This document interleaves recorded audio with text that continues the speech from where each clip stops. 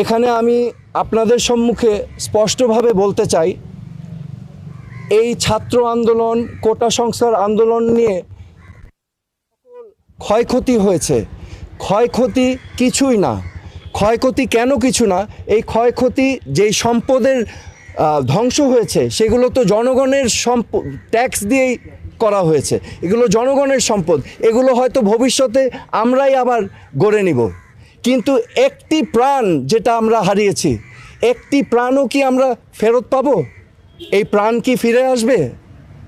আমাদের মনে রাখতে হবে মুখ্য জিনিসটা কি। প্রাণের মূল্য কিন্তু কোটি কোটি কোটি কোটি কোটি টাকার থেকেও অনেক বেশি, তা অমূল্য। তো আমার আজকে আপনাদের সামনে আমি স্পষ্টভাবে বলতে চাই, আইন শৃঙ্খলা রক্ষাকারী বাহিনীদের, আমাদের সেনাবাহিনীদের, যে আমাদের ছাত্র